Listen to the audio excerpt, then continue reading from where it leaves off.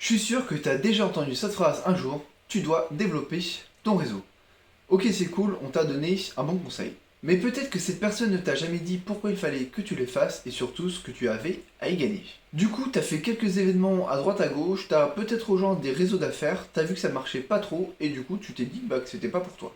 Mon objectif à travers cette vidéo et cette formation va être de te partager mon enthousiasme pour le networking et te convaincre de développer sérieusement ton réseau dès maintenant.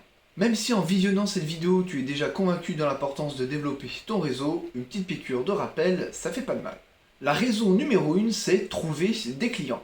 Bien vu Sherlock. Plus tu vas rencontrer de personnes, plus tu auras de chances de trouver un futur client. Ce qui est tout à fait logique. Et surtout, plus tu vas rencontrer de nouvelles personnes, plus tu vas pouvoir leur parler de ton activité. Et planter des petites graines dans leur esprit que tu vas pouvoir arroser de temps en temps en prenant de leurs nouvelles régulièrement. Sauf que rencontrer de nouvelles personnes, ça prend du temps, entretenir ses relations, ça prend du temps. Et ça, c'est ce qu'on ne te dit pas sur les réseaux. Souvent, on s'attend à des résultats immédiats, on se dit ouais, je vais aller à un événement, je vais trouver des clients, ça va être magique. Sauf qu'en réalité, créer son réseau et développer ses relations, c'est comme publier sur les réseaux sociaux. C'est pas en publiant un post LinkedIn que tu vas trouver des clients. Bah là, c'est exactement pareil avec le réseau. Ça peut prendre des semaines, voire quelques mois. Et du coup, les personnes qui veulent développer leur réseau vont abandonner au bout de 2-3 semaines, car ils n'ont pas de résultats, ils vont se dire ouais, mais ça marche pas pour moi, ou ce n'est pas adapté à mon activité. Alors qu'en fait, il faut juste être un peu plus patient et surtout avoir une bonne stratégie. Donc non, à travers cette formation, je ne vais pas te vendre une méthode miracle. Développer un réseau qui t'apporte des clients, des partenaires, des associés, ça demande de l'effort, de la constance, des outils et surtout une bonne stratégie. C'est un canal d'acquisition comme un autre, comme la prospection ou comme la création de contenu. Sauf que là, c'est vraiment les compétences humaines qui vont être au cœur du réseau. Mais par contre, ça marche. Mon réseau m'a permis d'entrer en contact avec des écoles pour donner des cours de networking. Mon réseau a également parlé de Mitko autour de lui et j'ai obtenu des clients grâce à ça. Mon réseau m'a également permis de trouver des associés sur différents projets. Bref, mon réseau aujourd'hui m'aide sur beaucoup de choses et surtout grâce à lui j'ai eu accès à pas mal d'opportunités que je n'aurais pas eu si j'étais resté tout seul. Mais par contre, ça fait 2 ans que je développe mon réseau et surtout que j'entretiens mes relations. C'est un travail quasi quotidien. La raison numéro 2, c'est obtenir des recommandations. Tout d'abord, une recommandation, c'est quoi? C'est quand un membre de ton réseau va te recommander auprès d'une autre personne pour effectuer une mission, par exemple. Jean-Michel rencontre un client et ce client a besoin d'un community manager. Jean-Michel n'est pas community manager, mais toi, tu l'es. Et comme tu as créé une relation avec Jean-Michel, que tu as prouvé tes compétences et surtout qu'il a confiance en toi, Jean-Michel va te recommander auprès de son client, donc il va te faire une recommandation. Et donc, plus tu rencontres de nouvelles personnes, plus tu as de chances de trouver des Jean-Michel. Des Jean-Michel, donc, qui vont te servir de commerciaux pour ton activité. Et ça, c'est une philosophie qu'on n'explique pas forcément aux entrepreneurs ou dans les écoles. Ne vois pas les membres de ton réseau comme des prospects, vois-les plutôt comme des commerciaux. C'est pas parce que tu vas entrer dans un réseau avec 29 entrepreneurs que ces entrepreneurs sont 29 prospects. Faut plutôt les voir comme des commerciaux qui vont parler de toi et de tes services à tout leur réseau. Donc au lieu d'avoir 29 prospects, potentiellement tu en auras des centaines, voire des milliers. Donc certes, certains membres de ton réseau vont peut-être pouvoir faire appel à toi, mais peut-être qu'à l'instant T où tu les rencontres, ils n'ont tout simplement pas besoin de tes services.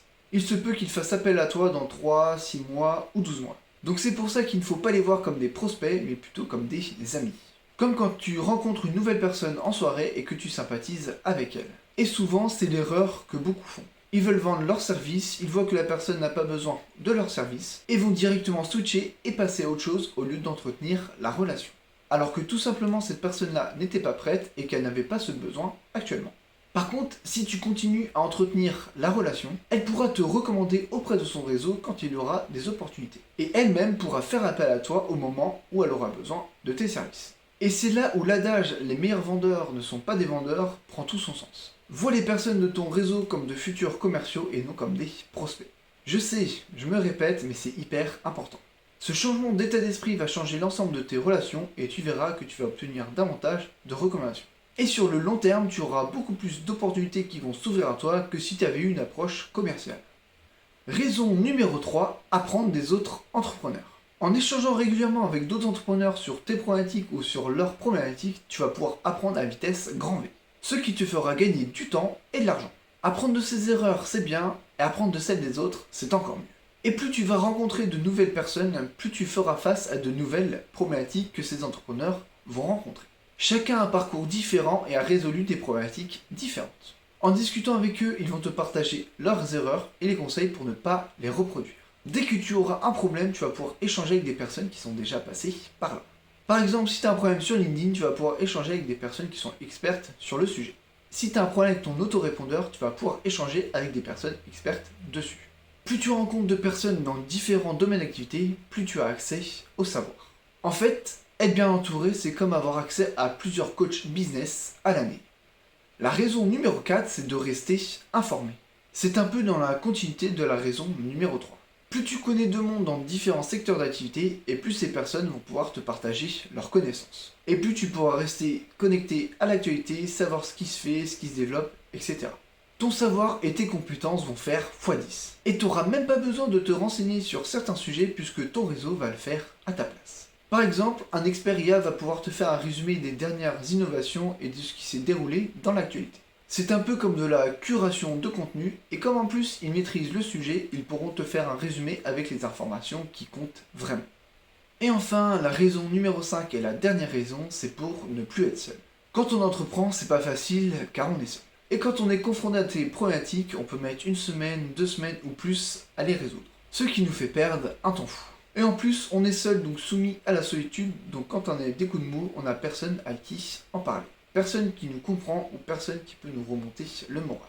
Donc vraiment, l'entrepreneuriat, quand on n'a pas la chance d'avoir des entrepreneurs dans son entourage, bah vraiment, c'est pas facile. C'est une aventure qu'on vit seul. Et là, je sais ce que tu vas me dire. Mais tu sais, Lucas, moi j'ai des familles et des amis à qui parler.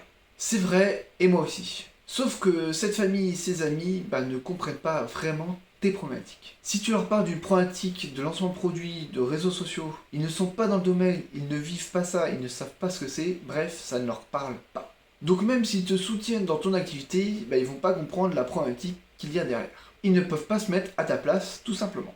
Alors que d'autres entrepreneurs vont pouvoir se mettre à ta place. Ils vont savoir ce que ça fait, ce qu'on ressent quand on foire un lancement, de faire des bids sur les réseaux sociaux ou d'hésiter constamment sur sa stratégie.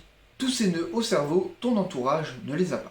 Et peut-être même qu'il ne comprend pas vraiment ce qui te motive à être entrepreneur. Toutes les galères que tu peux avoir avec l'administratif, la compta, etc. Ils ne sont pas confrontés à tout ça, alors que les entrepreneurs de ton réseau, eux, le sont. Et surtout, ils vont pouvoir t'aider dessus, ce qui rejoint les points 3 et 4. Être entouré de personnes qui te comprennent vraiment, qui te donnent un réel soutien, ça n'a pas de prix. Tu vois, il y a énormément d'avantages à s'entourer et à développer son réseau. Ce n'est pas juste de l'aspect business pour trouver plus de clients. Il y a aussi un aspect relationnel, émotionnel, humain, tout simplement. Et c'est exactement ce qu'on va voir dans la prochaine vidéo.